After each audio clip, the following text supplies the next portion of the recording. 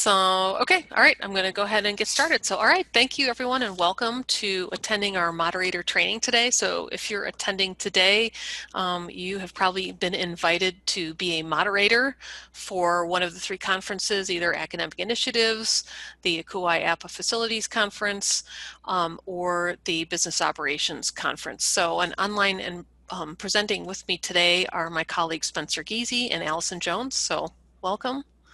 Thanks for having us. Thrilled to be here. Thanks. And we're just going to go over basically, you're a moderator. What does that mean? What do I need to do? How do I prepare for that? This shouldn't take all that long. So I'm just going to go ahead and jump into the slides and get started. So I want to talk about, there are several roles. And so when you're in your Zoom meeting, that different people will be playing different roles. So you're the moderator. What will also online with you will be what we call virtual hosts, or sometimes we call them technical hosts. This is going to be a Akuai staff that will be kind of playing this role as technical host. And APA staff. And APA staff. Yep, sorry. You're right, Allison. That will be playing this role. It's a very important role. So, but it's good to know too that you won't be there alone, having to run everything and being responsible for everything. So the two roles are kind of similar, but they really have some sort of really distinctly different components to them, and we're gonna go through all of that. So let's talk about the virtual technical hosts that the Akuai and APA staff are going to be taking care of for us. So basically their responsibility, if I had to summarize it, would be to just take care of all the technical aspects of the Zoom room for you so that you can concentrate on your moderator role. Although you'll see at certain times those sort of duties sort of blend together sometimes, and the two individuals will really help each other. And it's also meant to be a backup for each other too, because anything goes in technology sometimes. And I've been in situations where I've been a staff host and for some reason either my internet went out or I had an epic Zoom fail on my end, and then the moderator was able to pick up in my place and run everything for me. So that is also one of the main purposes of the moderator and the staff host roles. So the virtual hosts will take care of starting the meeting, launching the meeting, taking care of clicking that link and getting everything started. So as a moderator, you would join as a participant, and then the staff hosts have been instructed to go ahead and make the moderators co-hosts too, because that gives you a little bit more technical control than you would if you were just a participant. And then, just kind of think of the virtual host as sort of a virtual concierge, being there to sort of answer questions and take care of technical questions, and assisting with any technical issues, be responsible for capturing the chat box at the end and following up with any questions that are unanswered, and then sort of letting people know that they're going to get all the slides and follow-up materials and things like that. So, and making sure that part of that happens. So the actual physical part of how do people get the recording and how do the slides get posted onto the website, you won't have to worry about that as a moderator. That's a staff host job.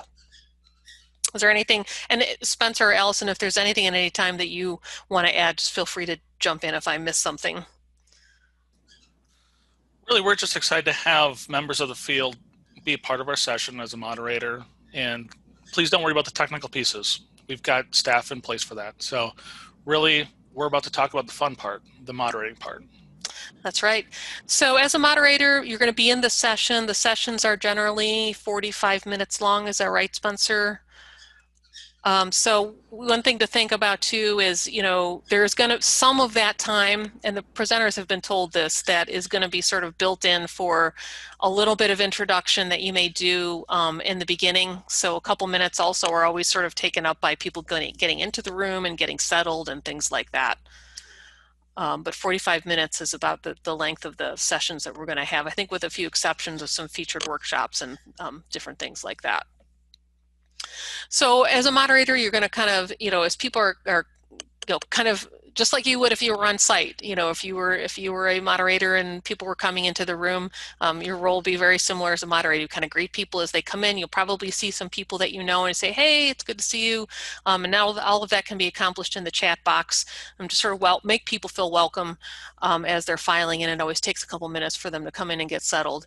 And then you want to try to kind of kick off you're sort of like the bookend. So you're sort of the person that sort of kicks off, say, welcome everyone, kind of like I did today when we started the session. Welcome everyone, maybe say the title. And I have a little script too that I'm going to show you later after this. And then some of this will be figured out too when we talk a little bit more about this communication piece that you might want to have with what I'm calling sort of like your team. And we'll go over that in detail in a little while. Attendees, the Zoom settings are that the attendees are automatically muted as they come in, so there shouldn't be a lot of background noise. If for some reason that isn't the case, I would keep an eye, and the technical host should be helping with this piece too, but if for some reason someone becomes unmuted or you're hearing an awful lot of noise in someone's background, you can go into the participant checkbox in the participant window, and you can mute those individuals.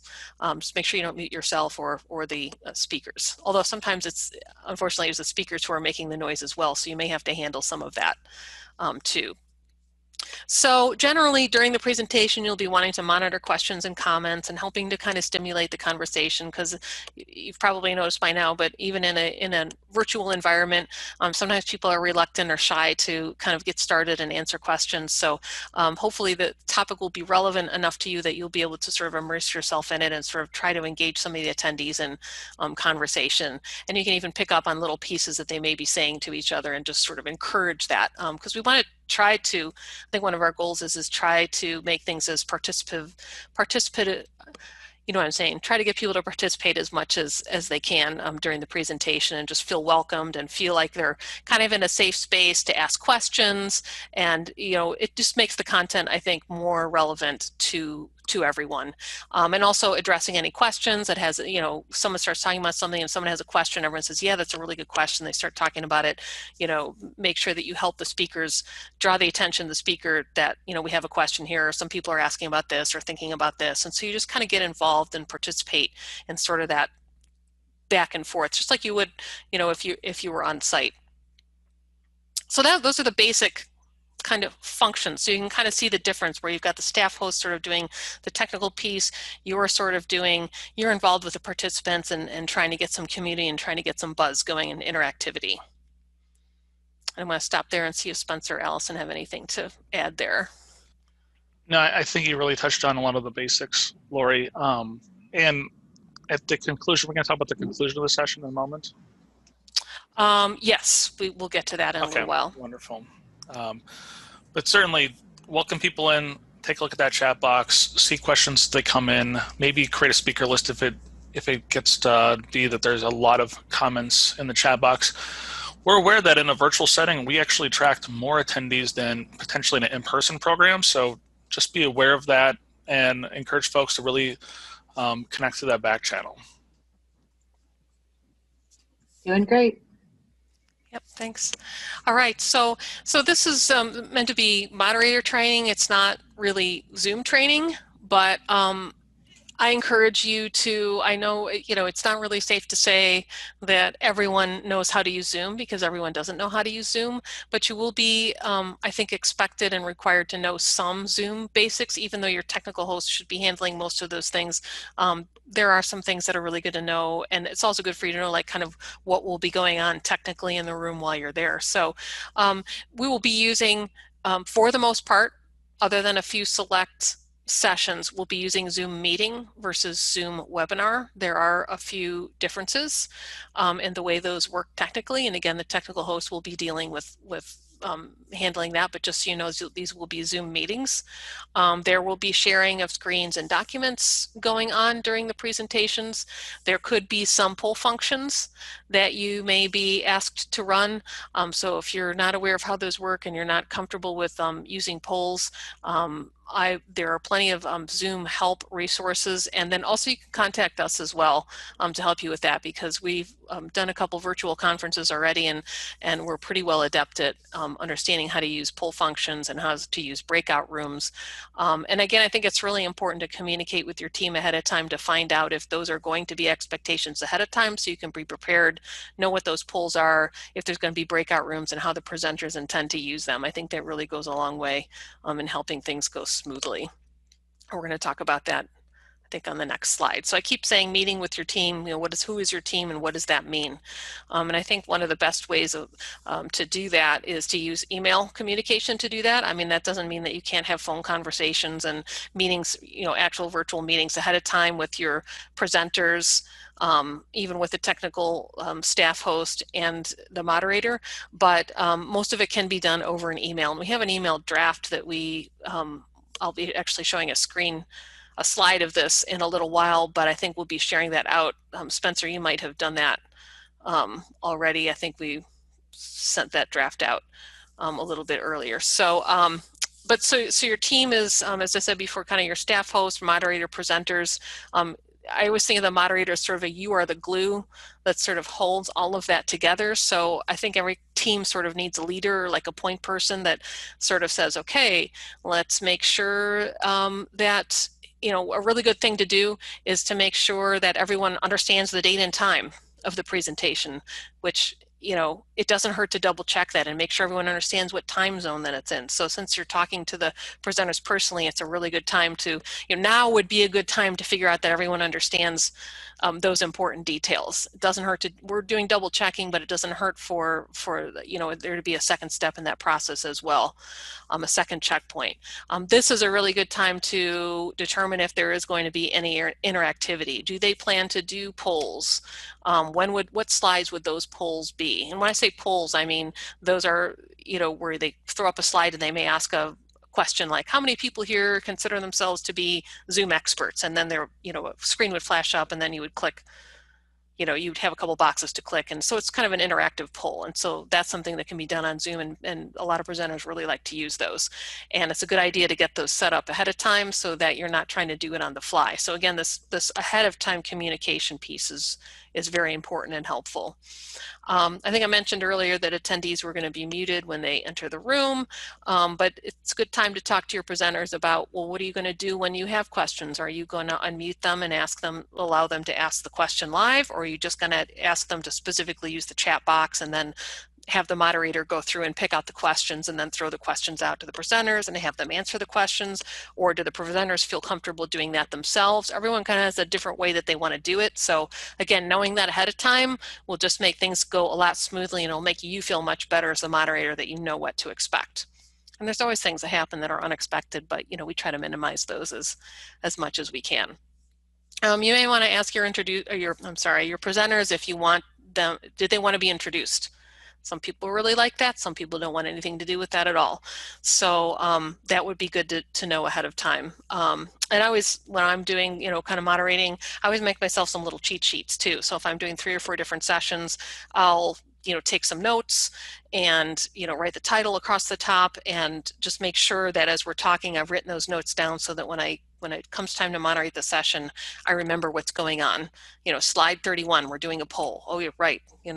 So just to keep yourself sort of calibrated, especially if you're doing multiples of these.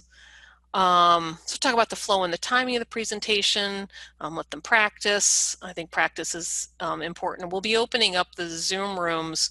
I think we've told the staff host to open them up at least 15 minutes ahead of time. But if you're talking amongst yourselves on this email and you decide, well, we really want to open it up maybe 30 minutes ahead of time, that's sometimes a good thing to do too, and let the presenters all get on, make sure their technology is working, make sure your technology is working, and make sure the slides are appearing the way you want them to, and that allows the presenters to sort of run through their timing too before everyone actually enters the room.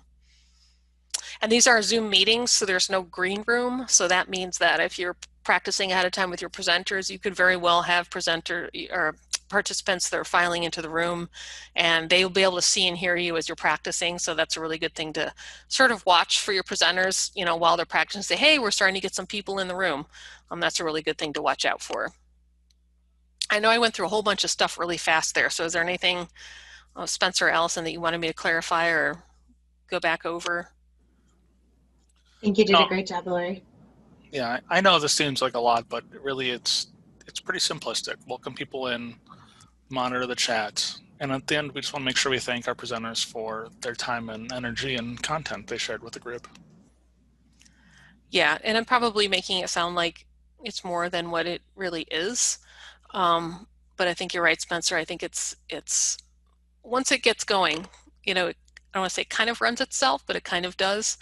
I know that piece that you talked about at the end too. I think do we want to make sure we mention that, do we want to try to give presenters maybe like a 5-minute warning that they're getting up to the end of their 45 minutes? Because I know we have a pretty tight time frame in between when sessions. I think we have 15 minutes or 10 minutes in between sessions. We have 15 minutes between sessions, yes. Okay. Okay, so timing is a good thing to keep an eye on for your presenters, and you might want to give them a chat. And a word about chat as well, and this is something that I cover when we do our training with the staff hosts too, is that since these are Zoom meetings, everyone is using the chat box, which means we're using the chat box to talk to each other, greet each other, and sometimes a couple things about this. It can get quite congested when you're trying to look through there and find out what are actual questions that participants are asking. And so there's really no good way around that. You're just going to have to keep an eye on it, slog through it, and monitor it, and keep your eye on it, and watch for those questions to come through. And I've even sometimes, old school, I'll write them down as I see them, because I know 5 minutes later there will be 50 more chats and then another question, and it's just going to be hard. It's a small window. It's going to be hard to scroll up and down and see that. The other piece about chat is that be very careful who you are sending chats to, because if you're also using that chat as a back channel between yourself and the staff host and presenters to say different things, it's very easy to send something accidentally to everyone, and that can be very embarrassing. It could be a potential, Zoom epic fail, the things we want to avoid in front of lots of people when it's being recorded. And, the chat logs and, you get it, all kinds of things like that. So just be very mindful when you are in that chat window and there's that drop down and you have a choice of who to send that message to, that you're sending it exactly to who you mean. And if, I always feel my own rule is, sometimes I even want to say something that, isn't necessarily, I might say something funny or even something supportive. I think to myself, better safe than not. If anyone accidentally saw that, they might misunderstand it the right way, and I'm just going to avoid that whole situation. So be very careful with the chat box, and you're going to be looking at it a lot as a moderator. So. Okay, so yeah, that was a whole lot of stuff. And I think, kind of the last bullet on this slide too, that talks about touching base with everyone, confirming dates and times. I think that's super important. That's really helpful so that everyone understands. It's so easy to, when we're virtual and not on site, to misunderstand time zones, because we are all in different places. We're not all on site together in a convention center. So it's very easy to do. So let's keep an eye out for that. This is the sample. This is really small, so I don't know how well you can see this, but we're going to be sending this out anyway. But this is a sample team email that I was talking about. So this would be a sample draft of something that you could send out to your team, sort of saying, hi, I hope you're doing well. Well, while you're finalizing this, I want to see if we can kind of get your thoughts together on the details of your presentation. You sort of talk about what you're going to do. So I will start the session by sharing some general information, announcements, going to turn it over to you so that they know kind of what your role is and that you're going to be doing that and they're not surprised by that. And, again, asking about the interactivity, the audience discussion, breakout rooms, what type and when. So try to get those kinds of details. And so the rest of the email just sort of lays that out for you, and there's different links that you would embed in here to be extra helpful as well. And so you sort of introduce yourself as the moderator, your role, ask questions, and it gets a conversation starting. And I think we found this process to be pretty useful. All right, and what you can do now. So between now and whenever your presentations are scheduled, where you are a moderator, is to obviously make sure wherever you are that your internet is stable. I know sometimes that's not always a thing we can control, but to some extent, we can a little bit. So if you know that when you sit out on your porch that sometimes it's a little wonky, that'd be a good time to move it inside or in a place where you know that it's going to be as stable as it can be.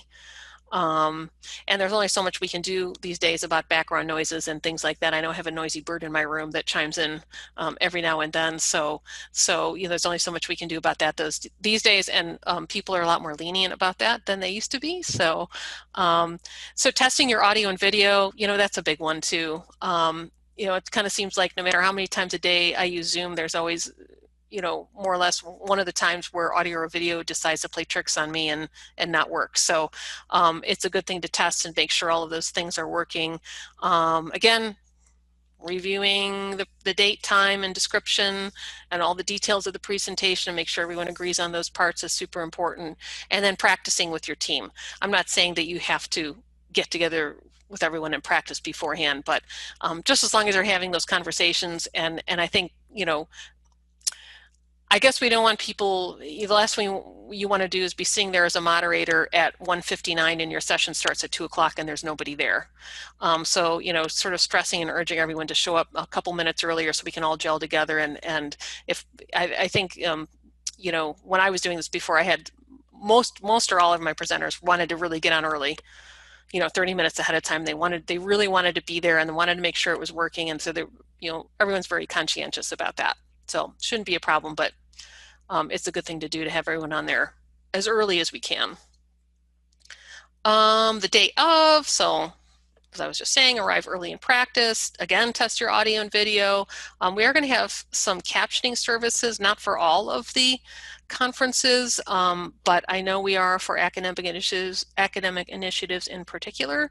So there will be a captioner there that your staff technical host is going to have the job of getting the captioner set up. And I'm saying closed captioning. So that means that while your program is in session, we'll have an actual captioner who will be typing it live as the session is going. And so the technical host job will be to interact with that captioner person, get them set up so that they can do their job. I just wanted to mention it here so you knew that that was going to be yet another person, but our technical hosts are going to be taking care of that. I think, oh, this is another sample script. This is actually a sample moderator script. So I think I mentioned way on earlier in the beginning that one thing that again, you don't have to, sometimes your presenters might not want you to do a whole big introduction, but if they do, this is just a sample of something you might say so that it sort of covers all the different areas. And I think we'll be providing this is probably small and you can't read it either, but we'll be providing this as well as a tool for you so that you can use this and modify it for your own purposes. And I think, yes, that is actually it. So I know that was a whole lot of stuff. Are there any questions or anything that I can answer? Spencer, Allison, did I miss anything? Lori, I think you did a great job. Thank you so much. And certainly because we're doing so many different conferences and using this as our template, I know it can get a little confusing, but if anyone has specific questions regarding facilities, they can always contact myself or Suzanne Healy from APA and we can help walk them through any of this process. But thanks for volunteering to be a moderator, and Lori, thanks for giving us our training. Oh, you're most welcome. And we're here to help to answer any questions that you may have, especially if it's something really specific to Zoom that you're not sure about. We've done this quite a few times, so we'll most likely be able to help you. All right, well, I'm going to go ahead and end then, so I hope everyone has a great day. Thanks, everyone.